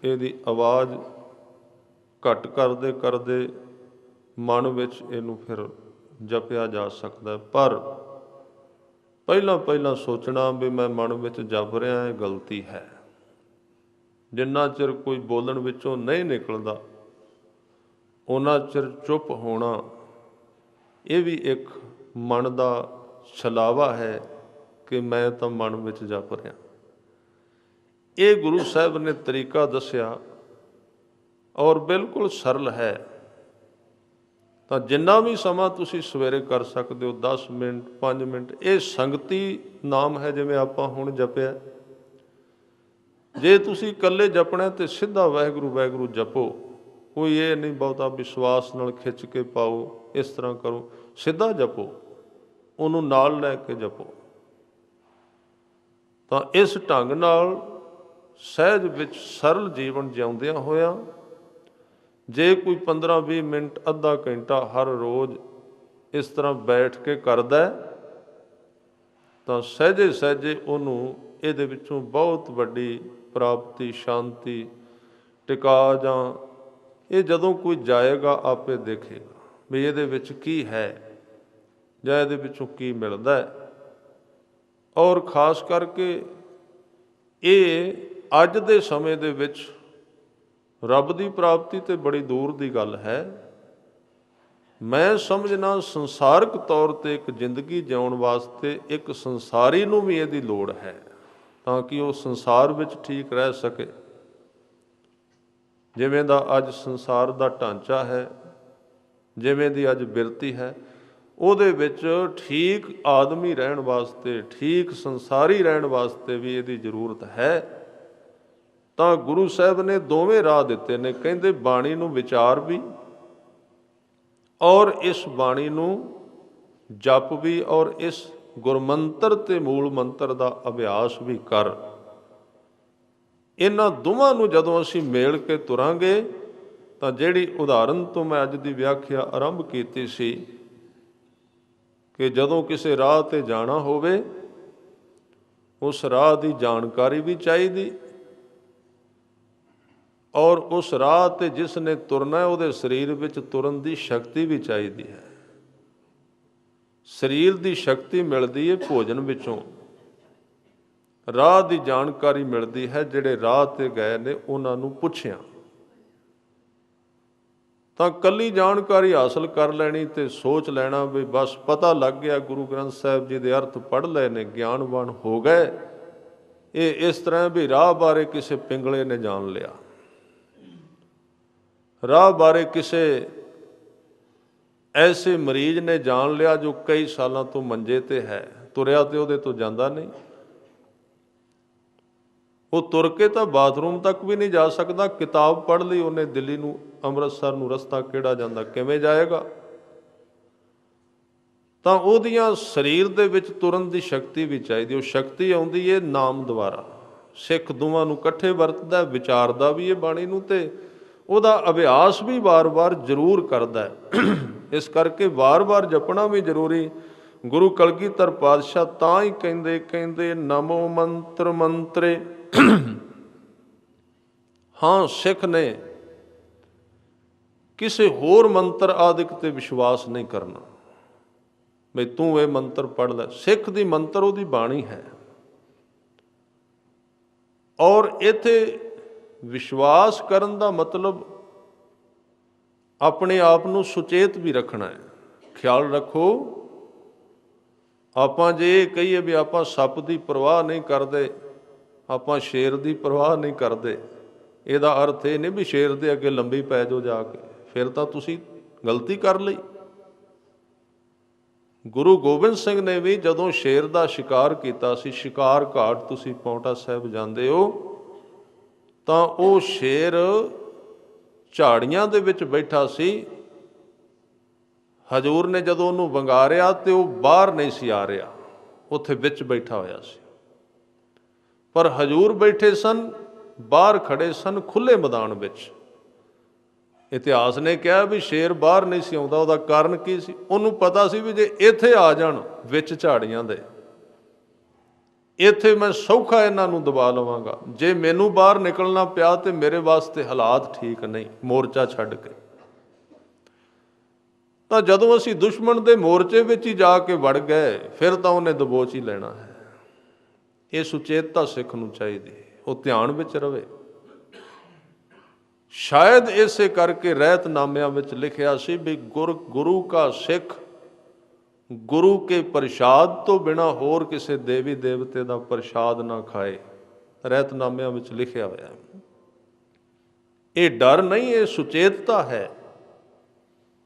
ਤਾਂ ਜਦੋਂ ਸ਼ੇਰ ਬਾਹਰ ਨਹੀਂ ਨਿਕਲਦਾ, ਗੁਰੂ ਗੋਬਿੰਦ ਸਿੰਘ ਨੇ ਕਿਹਾ ਵੀ ਤੈਨੂੰ ਬਾਹਰ ਆਉਣਾ ਪਏਗਾ ਸੱਜਣਾ, ਮੈਨੂੰ ਵੀ ਜੰਗ ਦੀਆਂ ਨੀਤੀਆਂ ਆਉਂਦੀਆਂ ਨੇ। ਫਿਰ ਉਹ ਬਾਹਰ ਆਇਆ, ਹਜ਼ੂਰ ਨੇ ਸ਼ਿਕਾਰ ਕੀਤਾ, ਉਹਦਾ ਮੈਦਾਨ ਦੇ ਵਿੱਚ ਢਾ ਲਿਆ, ਉਸ ਨੂੰ ਖਤਮ ਕਰ ਦਿੱਤਾ। ਅੱਜ ਵੀ ਸ਼ਿਕਾਰ ਘਾਟ ਗੁਰਦੁਆਰਾ। ਇਹ ਨੀਤੀ ਹੈ, ਇਹ ਡਰ ਨਹੀਂ ਹੈ। ਇਸ ਕਰਕੇ ਸਿੱਖ ਕਿਸੇ ਮੰਤਰ ਨੂੰ, ਕਿਸੇ ਹੋਰ ਵਾਰ ਨੂੰ ਨਹੀਂ ਮੰਨਦਾ। ਇਹ ਗੱਲ ਚੇਤੇ ਰੱਖਣਾ, ਜੇ ਕਿਸੇ ਜੋਤਸ਼ੀ ਤੋਂ ਪੁੱਛ ਕੇ ਤੁਸੀਂ ਗੁਰਦੁਆਰੇ ਵਿੱਚ ਦਾਲਾਂ ਚੜਾਉਂਦੇ ਹੋ ਕਿਸੇ ਵਾਰ, ਮਨਮਤ ਹੈ, ਗੁਰੂ ਨੇ ਸਹਾਇਤਾ ਨਹੀਂ ਕਰਨੀ, ਖਿਆਲ ਰੱਖਣਾ। ਐਵੇਂ ਨਾ ਤੁਰੇ ਫਿਰਨਾ ਕਿਸੇ ਪਾਸੇ। ਇਹਨਾਂ ਦਾਲਾਂ ਦੱਸਣ ਵਾਲਿਆਂ ਨੇ ਕੁਝ ਨਹੀਂ ਸਵਾਰਨਾ ਕਿਸੇ ਦਾ, ਗੁਰੂ ਹੀ ਸਵਾਰੇਗਾ। ਜੇ ਦੋਵੇਂ ਕੰਮ ਕਰਦੇ ਰਹੇ ਤੇ ਗੁਰੂ ਸਾਹਿਬ ਨੇ ਸਹਾਇਤਾ ਨਹੀਂ ਕਰਨੀ, ਇੱਕ ਰਾਹ ਚੁਣਨਾ ਪਏਗਾ। ਤਾਂ ਗੁਰੂ ਸਾਹਿਬ ਨੇ ਨਾਮ ਨੂੰ ਹੀ ਮੰਤਰ ਕਿਹਾ, ਬਾਣੀ ਨੂੰ ਮੰਤਰ ਕਿਹਾ। ਤਾਂ ਕਹਿੰਦੇ ਨਮੋ ਮੰਤਰ ਮੰਤਰੇ, ਨਮੋ ਧਿਆਨ ਧਿਆਨੇ। ਜਦੋਂ ਮੈਂ ਧਿਆਨ ਲਾਉਣਾ, ਉਹਦੇ ਵਿੱਚ ਤੇਰੇ ਦੀਦਾਰ ਹੁੰਦੇ ਨੇ। ਕਲਗੀਧਰ ਪਾਤਸ਼ਾਹ ਕਹਿੰਦੇ ਉੱਥੇ ਵੀ ਤੈਨੂੰ ਨਮਸਕਾਰ ਹੈ। ਫਿਰ ਕਹਿੰਦੇ ਨਮੋ ਜੁੱਧ ਜੁੱਧੇ।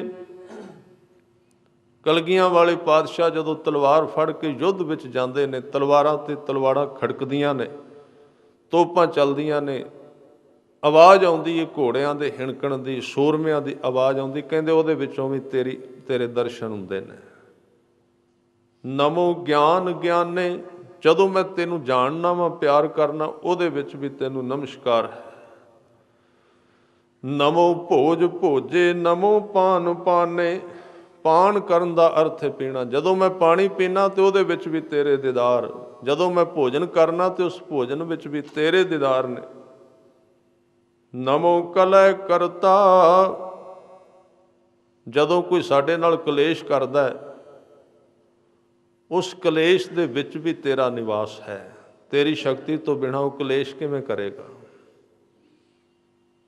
ਜਿੱਦਣ ਕੋਈ ਇਸ ਨੂੰ ਜਾਣ ਲੈ, ਉਸ ਦਿਨ ਕਲੇਸ਼ ਦੀ ਸਮਾਪਤੀ ਹੋਣੀ ਸ਼ੁਰੂ ਹੋ ਜਾਏਗੀ। ਕਿਉਂਕਿ ਜਿੰਨਾ ਚਿਰ ਤੁਸੀਂ ਜਵਾਬ ਨਹੀਂ ਦਿੰਦੇ, ਉਹਨਾਂ ਚਿਰ ਕੋਈ ਵੀ ਟੀਮ, ਕੋਈ ਵੀ ਗੇਮ ਨਹੀਂ ਚੱਲਦੀ। ਜਵਾਬ ਦਿਆਂਗੇ ਤੇ ਤਾਂ ਹੀ ਕਲੇਸ਼ ਵਧੇਗਾ। ਬਹੁਤਾ ਜਵਾਬ ਦਿਆਂਗੇ। ਅਸੀਂ ਕਹਿੰਦੇ ਹਾਂ ਵੀ ਜਿਹਨੇ ਇੱਕ ਹਿੱਟ ਮਾਰੀ, ਅਸੀਂ 2 ਮਾਰਨੀਆਂ ਨੇ, ਫਿਰ ਤਾਂ ਗੇਮ ਚੱਲ ਗਈ। ਤਾਂ ਇਹਨੂੰ ਹਜ਼ੂਰ ਨੇ ਕਿਹਾ ਨਮੋ ਕਲੈ ਕਰਤਾ। ਸੂਰਮਤਾਈ ਦੇ ਥਾਂ ਹੋਰ ਬੜੇ ਹੁੰਦੇ ਨੇ। ਅਸੀਂ ਜ਼ਿਆਦਾਤਰ ਘਰ ਦੇ ਚੌਂਕੇ ਵਿੱਚ ਹੀ ਸੂਰਮੇ ਹੁੰਦੇ ਹਾਂ ਵੀ ਇੱਥੇ ਨਹੀਂ ਖੰਘਣ ਦੇਣਾ ਕਿਸੇ ਨੂੰ। ਤੇ ਜਦੋਂ ਬਾਹਰ ਗਏ ਉਦੋਂ ਪੂੰਛ ਦੇ ਲਈ, ਉੱਥੇ ਨਹੀਂ ਕੋਈ ਗੱਲ ਹੁੰਦੀ। ਉੱਥੇ ਸੂਰਮਤਾਈ ਨਹੀਂ। ਕੁਝ ਨਿਯਮ ਦੱਸੇ ਨੇ ਗੁਰੂ ਹਰਗੋਬਿੰਦ ਸਾਹਿਬ ਪਾਤਸ਼ਾਹ ਜੀ ਨੇ ਵੀ। ਘਰੋਂ ਤੁਸੀਂ ਜਾਣਦੇ ਹੋ ਸਿੱਖਾਂ ਵਾਸਤੇ ਮਠਿਆਈ ਮੰਗਾਈ ਸੀ। ਮਾਤਾ ਜੀ ਅੰਦਰ ਬੈਠੇ ਸਨ, ਮਾਤਾ ਦਮੋਦਰੀ ਜੀ, ਤੇ ਬੀਬੀ ਵੀਰੋ ਦਾ ਵਿਆਹ ਸੀ। ਹਲਵਾਈਆਂ ਨੇ ਮਠਿਆਈ ਬਣਾਈ। ਗੁਰੂ ਸਾਹਿਬ ਨੂੰ ਤੁਹਾਨੂੰ ਪਤਾ ਹੀ ਪਿਆਰ ਹੁੰਦਾ ਵੀ ਸਿੱਖਾਂ ਨੂੰ ਖਵਾ ਦਈਏ ਸਾਰਾ ਕੁਝ। ਉਹਨਾਂ ਵਾਸਤੇ ਸਿੱਖ ਹੀ ਸਾਰੀ ਉਹਨਾਂ ਦੀ ਪ੍ਰਾਪਰਟੀ। ਬਸ ਜੋ ਕੁਝ ਹੈ ਮੈਂ ਇਹਨਾਂ ਨੂੰ ਖਵਾ ਦਿਆਂ। ਇੱਕ ਇੱਕ ਨੂੰ ਖਵਾਉਣ ਤੇ ਮਨ ਕਰਦਾ। ਉਹਨਾਂ ਨੇ ਮੰਗਾਈ, ਸਿੱਖ ਭੇਜਿਆ, ਭਰਿਆ ਦੀਵਾਨ ਸੀ। ਮਾਤਾ ਜੀ ਨੇ ਜਵਾਬ ਦੇ ਦਿੱਤਾ, ਕਹਿਣ ਲੱਗੇ ਨਹੀਂ ਮਿਲੇਗੀ। ਹਾਲਾਂਕਿ ਪਤਾ ਵੀ ਦਿੱਤਾ ਤੇ ਗੁਰੂ ਨੇ। ਉਹ ਸਿੱਖ ਵੀ ਮੇਰੇ ਵਰਗਾ ਹੋਵੇਗਾ, ਉਹਨੇ ਸਿੱਧੇ ਸਾਰਿਆਂ ਵਿੱਚ ਹੀ ਆ ਕੇ ਕਹਿ ਦਿੱਤਾ ਜੀ ਮਾਤਾ ਜੀ ਤੇ ਬੋਲਦੇ ਬਹੁਤ ਨੇ। ਅੱਗੋਂ ਕਹਿੰਦੇ ਗੁਰੂ ਸਾਹਿਬ ਨੂੰ ਤੇ ਸਿੱਖਾਂ ਤੋਂ ਬਿਨਾਂ ਦਿਸਦਾ ਹੀ ਕੋਈ ਨਹੀਂ, ਬਸ ਉਹਨਾਂ ਨੂੰ ਖਵਾ ਦਿਓ। ਨਹੀਂ ਤੇ ਅਡੋਲ ਕੰਨ ਵਿੱਚ ਕਹਿ ਦਿੰਦਾ ਵੀ ਗੱਲ ਪੜਦੇ ਦੀ ਹੈ। ਕਿੰਨਾ ਜਿਗਰਾ ਹੋਵੇਗਾ ਵੀ 2 ਤਲਵਾਰਾਂ ਪਹਿਨੀਆਂ ਨੇ, ਘਰ ਜਾ ਕੇ ਗਏ ਨਹੀਂ ਤਾਂ ਉੱਥੋਂ ਹੀ ਭੇਜਦੇ ਵੀ ਜਾਓ ਚੁੱਕ ਕੇ ਲਿਆਓ, ਕੌਣ ਹੈ ਰੋਕਣ ਵਾਲਾ, ਹੁਣੇ ਦੇਖ ਲੈਂਦੇ ਹਾਂ। ਨਹੀਂ ਕਿਹਾ ਉੱਥੇ। ਹਾਂ ਇੱਕ ਸ਼ਬਦ ਕਹਿ ਦਿੱਤਾ ਸੀ, ਕੋਈ ਗੱਲ ਨਹੀਂ, ਇਹ ਫਿਰ ਤੁਰਕ ਹੀ ਖਾਣਗੇ। ਇਹ ਗੱਲ ਜ਼ਰੂਰ ਵਾਪਰਦੀ। ਉਹ ਮਠਿਆਈ ਫਿਰ ਤੁਰਕਾਂ ਨੇ ਖਾਧੀ ਸੀ। ਉੱਥੇ ਜਿਹੜੀ ਨਮੋ ਕਲੈ ਕਰਤਾ, ਉਸ ਕਲੇਸ਼ ਨੂੰ ਕਿਵੇਂ ਅਸੀਂ ਵੇਖਣਾ, ਇਹ ਗੁਰੂ ਨੇ ਮੱਤ ਦਿੱਤੀ ਹੈ। ਜਿਸ ਗੁਰੂ ਨੇ ਮੈਦਾਨੇ ਜੰਗ ਵਿੱਚ, ਅਖੀਰਲੇ ਜੰਗ ਵਿੱਚ, ਇੱਕ ਲੜਾਈ ਵਿੱਚ 3 ਜਰਨੈਲ ਸਨ ਜਿਹੜੇ 2 ਦਿਨਾਂ ਤੋਂ ਸਿੱਖਾਂ ਦੀ ਵਾਹ ਨਹੀਂ ਸਨ ਜਾਣ ਦੇ ਰਹੇ, ਤੇ ਗੁਰੂ ਹਰਗੋਬਿੰਦ ਸਾਹਿਬ ਜੰਗ ਵਿੱਚ ਨਹੀਂ ਸਨ ਗਏ। ਅੱਜ ਸਵੇਰੇ ਦਿਨ ਚੜ੍ਹਿਆ ਤੀਜਾ ਤੇ ਕਹਿਣ ਲੱਗੇ ਅੱਜ ਫੈਸਲਾ ਕਰਨਾ, ਤੇ ਫੈਸਲਾ ਕਰਨਾ ਹੈ 40 ਸੈਕਿੰਡ ਦੇ ਅੰਦਰ, ਪੌਣੇ ਮਿੰਟ ਵਿੱਚ, ਇਸ ਤੋਂ ਵੱਧ ਨਹੀਂ ਜਾਣ ਦੇਣਾ। 3 ਜਰਨੈਲ ਸਨ, ਇੱਕ ਤੋਂ ਵੱਧ ਇੱਕ, 45 ਸੈਕਿੰਡ ਵਿੱਚ ਮਿੱਟੀ ਵਿੱਚ ਮਿਲਾ ਦਿੱਤੇ ਤੀਰਾਂ ਨਾਲ, 3 ਹੀ ਸਮਾਪਤੀ ਕਰ ਦਿੱਤੀ, ਜੰਗ ਜਿੱਤ ਕੇ ਪਾਸੇ ਕਰ ਦਿੱਤਾ। ਇਹ ਸ਼ਕਤੀ ਹੈ, ਪਰ ਇੰਨੀ ਹੀ ਸਹਿਣਸ਼ੀਲਤਾ ਹੈ ਨਾਲ। ਇਸ ਕਰਕੇ ਕਹਿੰਦੇ ਨਮੋ ਕਲੈ ਕਰਤਾ, ਜਦੋਂ ਕਿਤੇ ਕਲੇਸ਼ ਹੈ ਉੱਥੇ ਵੀ ਤੈਨੂੰ ਨਮਸਕਾਰ ਹੈ। ਫਿਰ ਕਹਿੰਦੇ ਨਮੋ ਸ਼ਾਂਤ ਰੂਪੇ, ਤੇਰੇ ਸ਼ਾਂਤ ਸਵਰੂਪ ਨੂੰ ਨਮਸਕਾਰ ਹੈ। ਨਮੋ ਇੰਦਰ ਇੰਦਰੇ ਅਨਾਦੰ ਬੇਭੂਤੇ, ਤੂੰ ਰਾਜਿਆਂ ਦਾ ਰਾਜਾ ਹੈ, ਤੇਰੀ ਸ਼ਕਤੀ ਬੜੀ ਮਹਾਨ ਹੈ। ਇਹ 187ਵਾਂ ਸ਼ੰਤ ਹੈ, ਇਹਦੇ ਵਿੱਚ ਬੜੀ ਵਿਸ਼ੇਸ਼ਤਾ ਹੈ। ਕੱਲ੍ਹ ਨੂੰ ਇਸ ਨਮੋ ਕਲੈ ਕਰਤਾ ਦੇ ਉੱਤੇ ਫਿਰ ਇੱਕ ਵਿਚਾਰ ਕਰਕੇ ਇਸ ਸ਼ੰਤ ਦੀ ਸਮਾਪਤੀ ਕਰਾਂਗੇ। ਅੱਜ ਇੰਨੀਆਂ ਬੇਨਤੀਆਂ ਪ੍ਰਵਾਨ।